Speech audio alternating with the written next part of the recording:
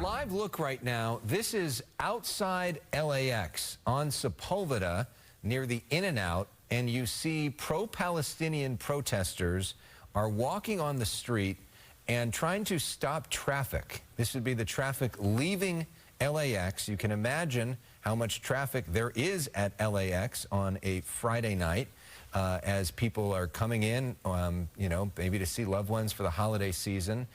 These pro-Palestinian protesters trying to make a statement about a ceasefire. I'm Alex Michelson. And I'm Christine Devine. As we watch this crowd here, we see them clearly on the move. We've been watching them for some time this afternoon as they were at the In-N-Out, you know, that In-N-Out restaurant that is there on Sepulveda right by LAX. They're making their way there as they make their move. We're told about 100 people, give or take. You can see by their signs and by their flags the position that they're taking, the statement they're trying to make. We saw one that said, ceasefire now.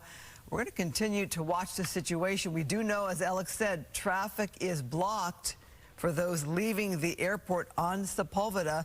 And, you know, Alex, we've been talking about these different protests. If you're wanting to make a statement, this certainly is one way to get the cameras there and a lot of attention and obviously cause a disruption, so people are talking about it. So clearly, you know, most of us remember earlier this week protesters with a similar message, not necessarily the same group, shut down the 110 freeway at 9 a.m., which caused a huge traffic disturbance for people, including school kids trying to get to school and elderly people trying to get care.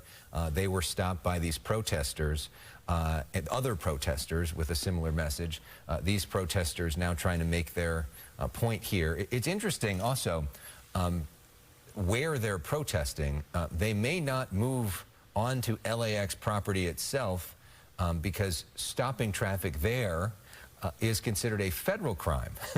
They are on the city streets where the consequences are not nearly as intense for stopping things as we saw with the freeway closure the other day.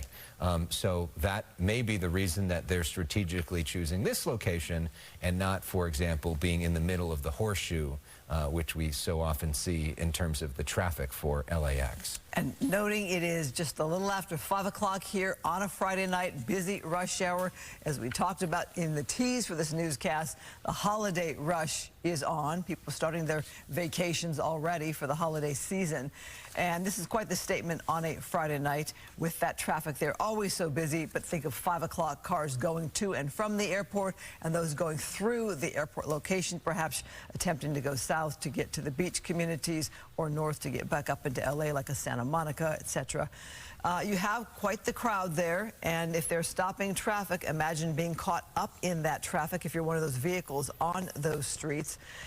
Looks like that truck there, is that truck with them or not? Okay, this is one of the ramps here at LAX.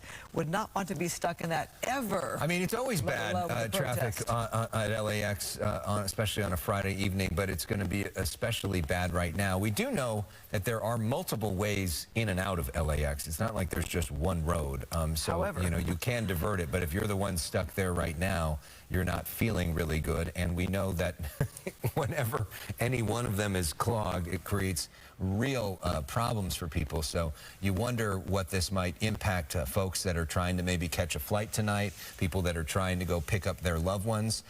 And of course, almost none of the people that are going to be delayed by this really have anything to do with the decision-making process by the Israeli government, which is what they're frustrated by, and yet they're the ones that are going to be hurt by this protest tonight.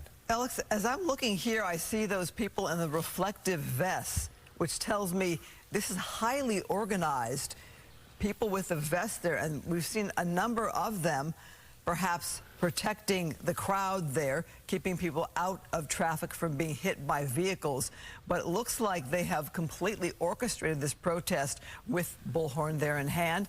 But those reflective vests indicating who the leaders are, or the big-time supporters, or those really involved with making this statement here. We do know police there are on the scene.